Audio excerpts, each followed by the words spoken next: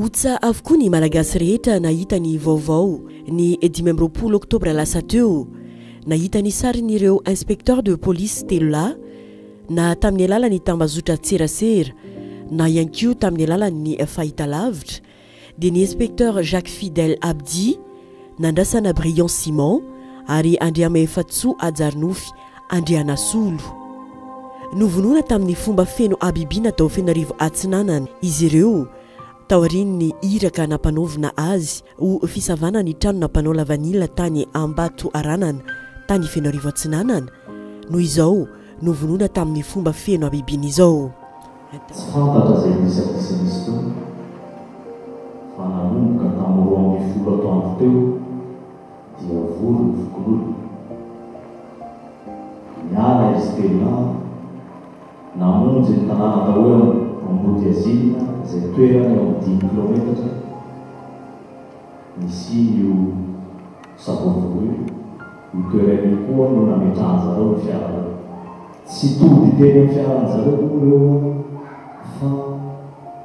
tonga le reto atao hoe fokololona amin'ny tanàna mbolaza ambony teo nanomboka tora-bato azy ireo na dia niezaka ny voalohany fotany teo Ambody Azina nakay areo dia mafatesana reny hitantsika ny tambazotra sosialy ny amin'ny Facebook reny sary mametra-pantanina ny fianakaviana ketsy tompoko ary mino fa tsy fianakavianana ihany fa ny fianakavianan'izy telo rola aminy koa ary mino fa tsy zany ihany fa tsy kianakavy zay voleto dia nisy inona loatra nitaon'ny toerana io no tsy afapo ireo olona reo raha tsy maty reto inspecteur telo raha mieritreritra hoe nanahoana zany ny fomba niainan'izy telo nanomboka tamin'ny 12 atoandro tamin'io andro alarobia mandrapatonga ny teo amin'ny teo eo natapitra n'izy teo valaitsika tena zany mampametra-pantanina izy hoe hatramin'ny vina izao fitsarim-bahoaka azy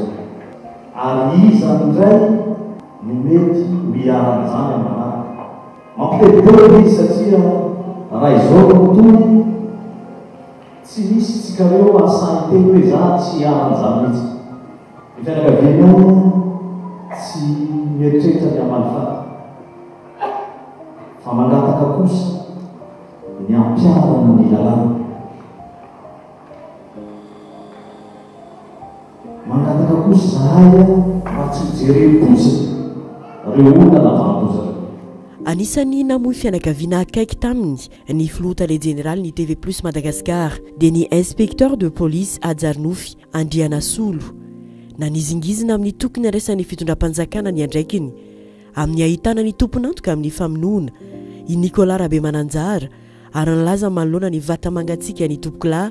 fa tsy maintsy ho hitany nandatsaka ny rany. Iazana rakely dia nisan'ny teza miaza toy ny zanaka ihany koa zanaka napafaka teo ary rehefa nanao fanadinana polisiara izy dia niera tamiko io za hoe tanjona daholo zany mandehana ramaso afaka somatsara polisy iaty izay nanao iloka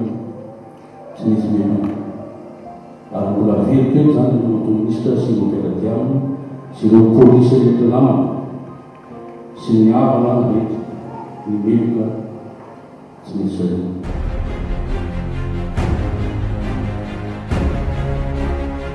Ny 17 oktobra kosa avy hatrany dia nidina ifotony tany Fianaravo Atsinanana ny ministry ny filaminam-bahoaka nijery fotony ny zavamisy tsy hitaza-potsi ny zavamisy ny polisy pirenena ary tsy maintsy hanokatra fanadiadiana amin'ny ity raharaha ity ho hiatran'ny ministry ny filaminam-bahoaka nanome toromarika ao amin'ny polisy pirenena mpiara-miasa aminy ny ministry ny filaminam-bahoaka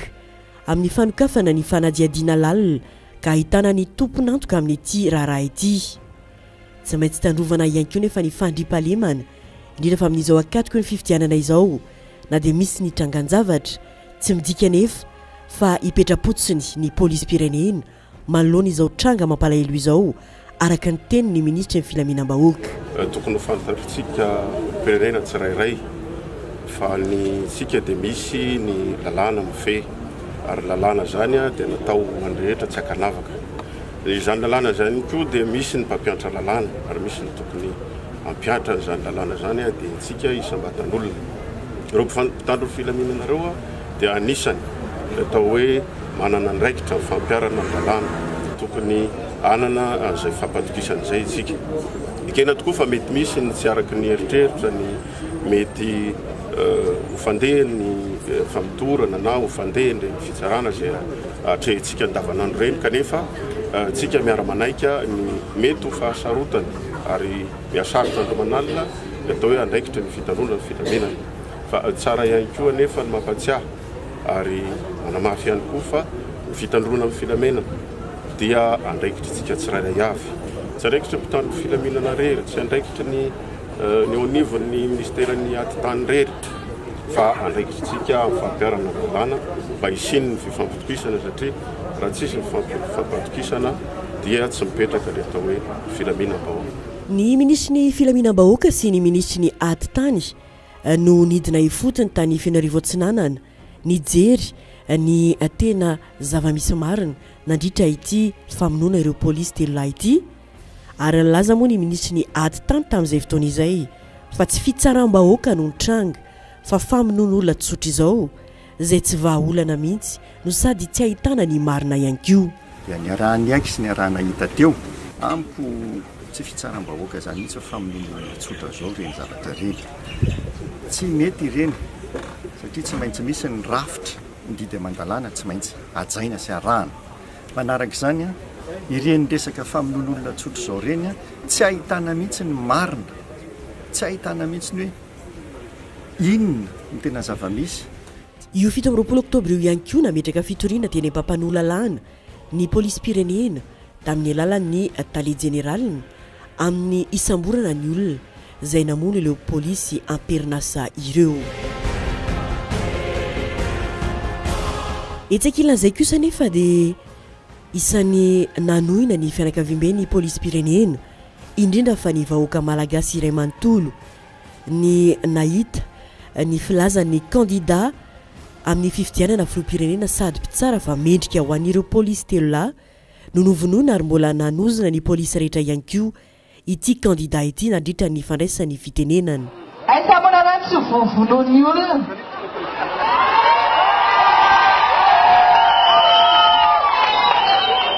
Sakanalaelany nahitan'ireo polisy nitotany olona moelon mampitehiteny tsara ho azy zay. Tena mariny mbola azo anareo rehetra izany hozoniko mihitsy. Tena mariny zany, za tena nalahelo nahitandreo polisy telo lahy mizeran'olona moelon fa inona matoky izany zao ataonareo zao. Mampatezitra olona ny zavatra ataon'ny mahamily polisy gendarme rehefa tsy fampitongavy eto dia tambody fa mbola ho hitanareo zany mbola telo ino ny tratra fa raha tratran'ny olonareo nafatinareo aremona raha tsisy. Tsy mendrika ho an'ny polisy amperinasa nanaovana fiteny tsy mendrika sy mamoetra toy ireny ary nametraka fitoriana an'ity kandida ity ny polisy pirenena iray manontolo araka ity taratasy no soniavy ny ministry ny filaminam-bahoaka ity. Fa omaly iraky amin'ny 30 Oktobra taorian'ny filazan'ilay mpitsara no sady kandida amin'ny fifidianana filoham-pirenena ny mahakasika ireo polisy namoaka taratasy fampiatoana azy amin'ny asany avy hatrany amin'ny mampitsara azy ny ministry ny fitsarana noho ny fihetsika tsy mendrika nataony ity mpitsara ity. Taratasy fampiatoana azy amin'ny asany sady tsy mandray-karama ihany koa ity mpitsara ity araka ity taratasy nosony avy ny ministry ny fitsarana ity. Hoaraintsika eto amin'ny TV Plus Madagasikara ihany ny toy ity raharaha famonoana inspecteur de police telo lahy tao Fianaravo Atsinanana ity.